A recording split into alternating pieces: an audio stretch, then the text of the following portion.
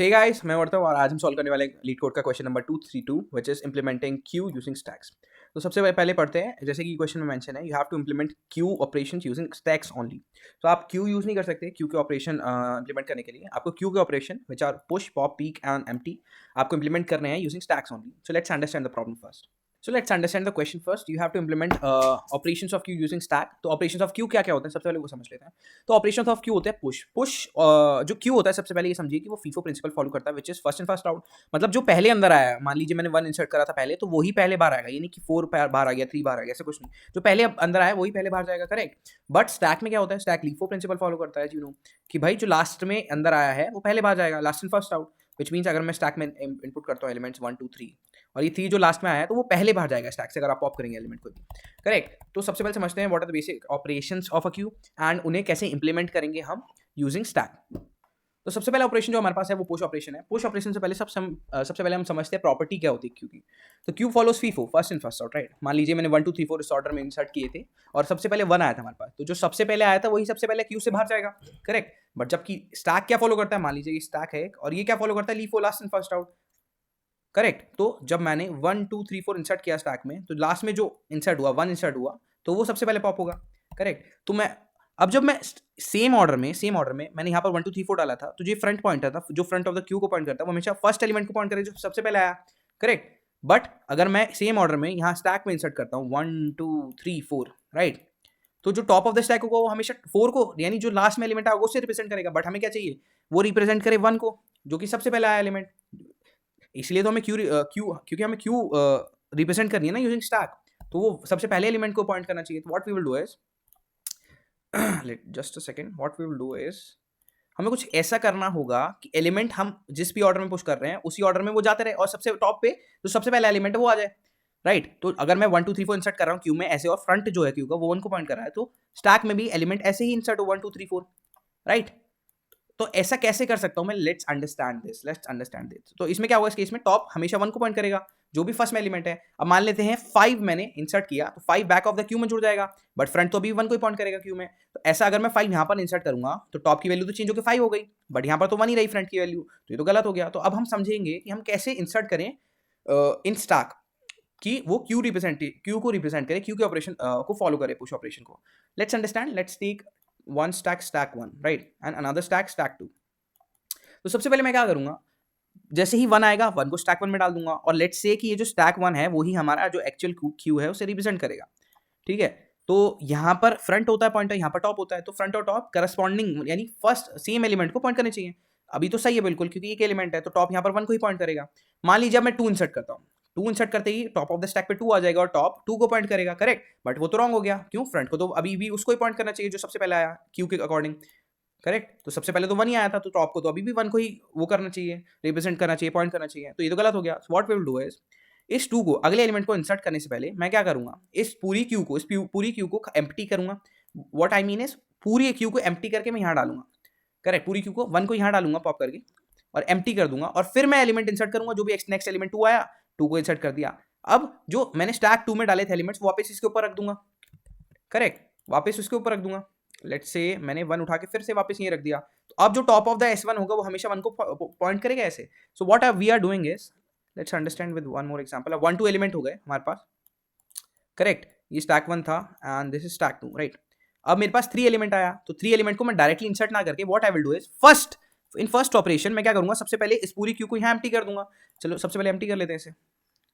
मैंने इसे करी और सबसे पहले ऊपर 1 था तो 1 नीचे आ जाएगा, फिर टॉप 2 पे आ जाएगा, टॉप फिर यहाँ पर आ जाएगा 2 और यहाँ पूरी क्यू एम्प्टी हो जाएगी, पूरा स्टैक एम्प्टी हो जाएगी, राइट। तो मैं क्या करूंगा, पूरी स्टैक एम्प्टी होते ही what I will do is मैं इसे प्लेस कर दूंगा एम्प्टी स्टैक में, जो भी अगला एलिमेंट होगा, और वापस से जो स्टैक 2 को यहाँ पर टॉप रिप्रेजेंट कर रहा होगा वापस से यहाँ पुश करना चालू करूंगा भाई, बारी बारी। मान लीजिए मैंने टॉप को पुश कर दिया इसके और फिर टॉप को पॉप कर दिया, फिर इसके अगले टॉप को पुश कर दिया एंड इसको भी पॉप कर दिया और S2 एम्प्टी हो गया, राइट। तो ये हमेशा जो टॉप ऑफ द स्टैक होगा मेरा S1 का, जो रिप्रेजेंट कर रहा है एक्चुअल में क्यू को, वो हमेशा उसी एलिमेंट को पॉइंट करेगा जो फर्स्ट में आया होगा, लाइक क्यू। तो यही तो हमें करना है पुश में, राइट। और पॉप देखते हैं सबसे पहले। अब पुश देख लिया, पुश का पहले कोड समझ लेते हैं फिर पॉप पे जाएंगे। तो सबसे पहले पुश का कोड समझ लेते हैं, राइट, पुश का कोड समझ लेते हैं, जस्ट अ सेकेंड, राइट। तो पुश के दौरान हमने क्या करा था, हमने बोला 2 स्टैक लेंगे हम, एक स्टैक स्टैक 1 होगा, एक स्टैक स्टैक 2 होगा। स्टैक 1 जो होगा वो हमारी क्यू को ही रिप्रेजेंट कर रहा होगा जो हमें इंप्लीमेंट करनी है। ये मैंने क्यू एक्चुअली एग्जिस्ट नहीं करती एक्चुअली, ये मैंने आपको रिप्रेजेंटेशन समझाने के लिए लिया है बस, कि कैसे क्यू में ऑपरेशन हो रहा है और वही सेम ऑपरेशन हम स्टैक के थ्रू कैसे परफॉर्म करेंगे। राइट, हमने क्या करा कोड में 2 स्टैक ले लिए इंटीजर वैल्यू स्टोर करते हुए, स्टैक 1 एंड स्टैक 2। राइट, तो पुश ऑपरेशन सबसे पहले देखते हैं। मैंने क्या कहा था, जब भी एलिमेंट हम पुश करेंगे तो वो सबसे बाद में पुश होना चाहिए, और टॉप ऑफ द स्टैक हमेशा फ्रंट वाले एलिमेंट को वो करेगा, जो सबसे पहले आएगा उसे पॉइंट करना चाहिए। राइट, तो इसके लिए मैं क्या करूंगा, मैंने कहा था कि मैं जब भी एलिमेंट अगला इंसर्ट करूंगा, मैं स्टैक 1 को एम्प्टी करके यहाँ पर लोड कर लूंगा। तो इसे एम्प्टी करके मैंने यहाँ लोड कर ली, रिवर्स ऑर्डर में आएगी यहाँ पर। राइट, तो ये 1 हट गया यहाँ से, और मैं जैसे ही स्टैक 1 एम्प्टी होगी मैं डाल दूंगा ये वाला एलिमेंट जो भी इंसर्ट करना होगा मेरे को वो डाल दूंगा, और वापस इनसे इंसर्ट करने के बाद स्टैक 2 को वापस लोड कर लूंगा रिवर्स ऑर्डर में, मतलब लोड कर लूंगा नॉर्मली पॉप करते करते। राइट, वही सेम चीज मैं इस कोड में कर रहा हूँ पुश के।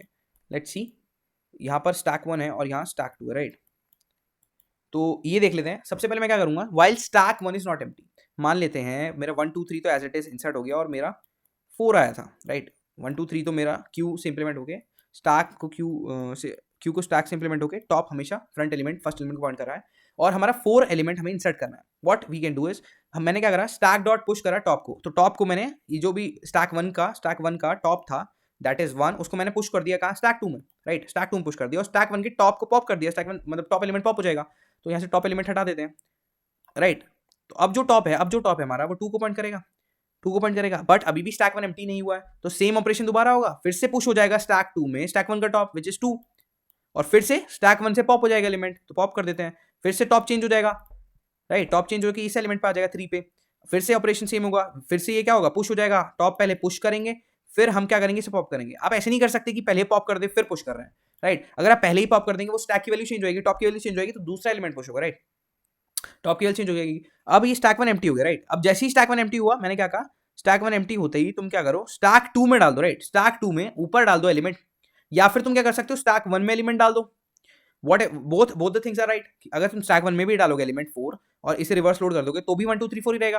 राइट, और टॉप हमेशा 1 को पॉइंट करेगा। या फिर तुम क्या करो, what I have done in the code is, मैंने स्टैक 2 के ऊपर ही 4 को पुश कर दिया और फिर इसे रिवर्स लोड कर लिया, यहाँ पर सेम चीज से रिवर्स लोड कर लिया जैसे ऊपर करा था, तो टॉप इसका यहाँ पर आ जाएगा, फिर पॉप हो जाएगा टॉप, फिर ये टॉप चेंज हो जाएगा, टॉप फिर से स्टैक 2 से इधर हमने लोड कर लिया, फिर इसे पॉप कर दिया, फिर टॉप को फिर से लोड कर लिया स्टैक 1 में, फिर पॉप कर दिया, फिर टॉप को लोड कर लिया और फिर पॉप कर दिया। तो ये जो हमारा टॉप होगा वो 4 एलिमेंट के इंसर्ट होने के बाद भी स्टैक 1 में which is representing our queue, top change नहीं हो रहा है, टॉप फर्स्ट एलिमेंट को ही रिप्रेजेंट कर रहा है which was entered first in the Q in the stack. Right, तो ये हमारी फीफो प्रॉपर्टी सेटिस्फाई हो गई लीफो वाली स्टैक से। राइट, स्टैक से हमने क्यू रिप्रेजेंट कर दी, this is our push operation. Let's understand the pop operation in a queue. तो पॉप कहाँ से होता है, फ्रंट जो होता है पॉइंट है वो हमेशा फ्रंट ऑफ द क्यू को पॉइंट करता है, और जो पॉप होता है वो भी फ्रंट से ही होता है।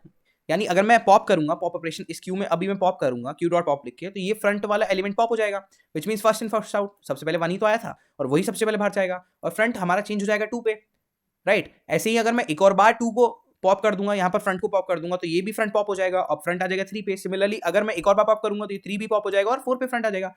तो अब इस चीज को हम स्टैक से कैसे सॉल्व करेंगे, मान लीजिए मैंने 1 2 3 4 जैसे हमने डाला था, अभी समझा था पुश कैसे करेंगे, वैसे ही मैंने यहाँ डाल दिया।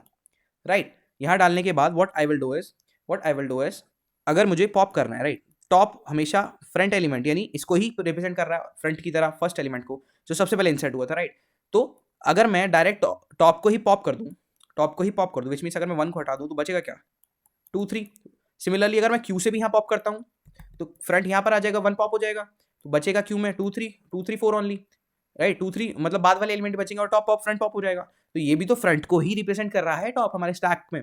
क्यों, हमने पुश में एडजस्ट कर दिया उसे, ऐसे एडजस्ट करा है पुश ऑपरेशन में कि टॉप ऑफ द स्टैक हमेशा फ्रंट को ही पॉइंट करेगा जो फर्स्ट एलिमेंट था।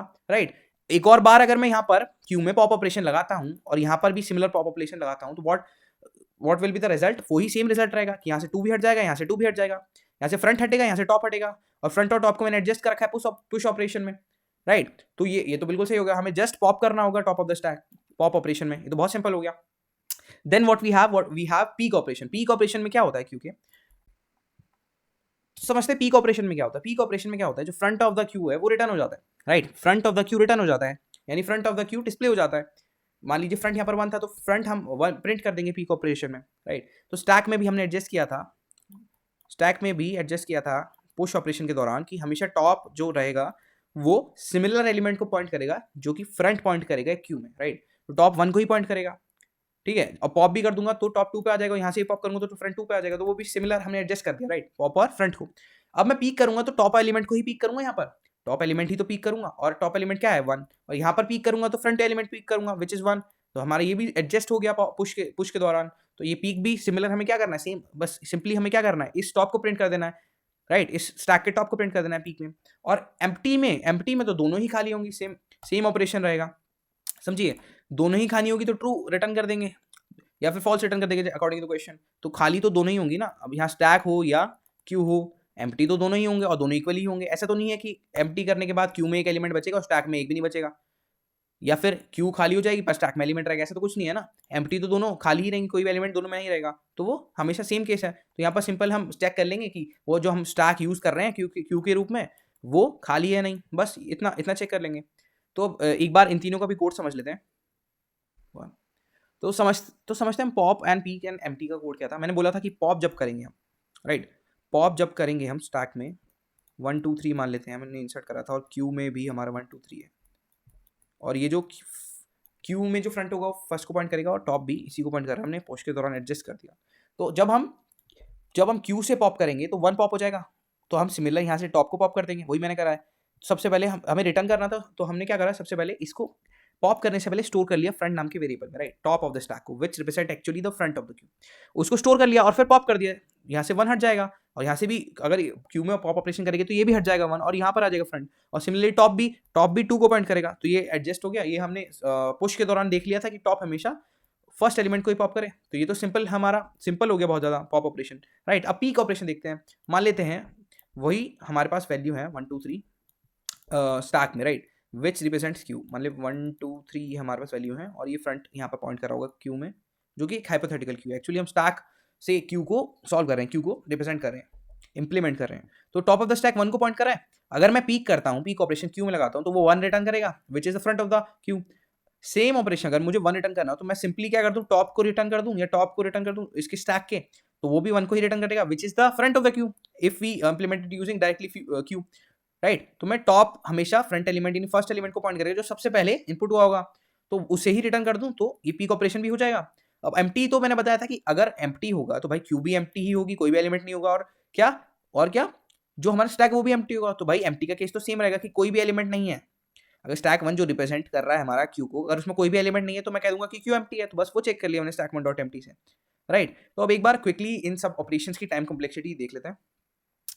तो टाइम कॉम्प्लेक्सिटी सबसे पहले हम देखेंगे पुश ऑपरेशन की, just a second.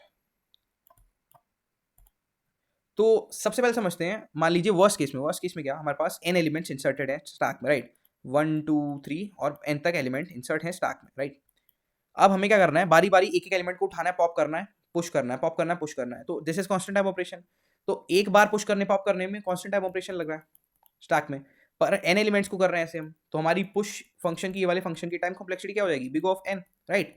Similarly pop में क्या कर रहे हैं हम, जस्ट 1 एलिमेंट पॉप कर रहे हैं स्टैक से, और पॉप करने की एक एलिमेंट पॉप करने की टाइम कॉम्प्लेक्सिटी क्या हो गई, बिग ऑफ 1। सिमिलरली पीक में भी कांस्टेंट टाइम ऑपरेशन हो रहा है, जस्ट हम top of the stack return कर रहे हैं, कुछ ऑपरेशन थोड़ी कर रहे हैं लूप लगा के, तो वो बिग ऑफ 1 होगी। सिमिलरली एम्प्टी में भी एम्प्टी चेक करेंगे हम कि खाली है नहीं, तो वो भी क्या होगी, बिग ऑफ 1 होगी। इन सब की बिग ऑफ 1 हो जाएगी, और इसको जब इंप्लीमेंट करेंगे क्यू को, पुश ऑपरेशन को हम स्टैक के थ्रू इंप्लीमेंट करेंगे, तो उसकी हो जाएगी time complexity big of n, right. So this was our question today which was also today's leet code. So please मैं इस प्रॉब्लम का लिंक दे दूंगा डिस्क्रिप्शन में, do solve the problem, it's easy problem. और आपको कोई भी डाउट हो, और या फिर आपको कोई भी और अप्रोच हो, या फिर आप इसकी ही वेरिएंट क्वेश्चन करना चाहे, तो डू ट्राई देम। और आपको कोई भी प्रॉब्लम हो तो आप पूछ सकते हैं, एंड कोड करते रहिए, कोड करना मत छोड़िए। All the very best, thank you.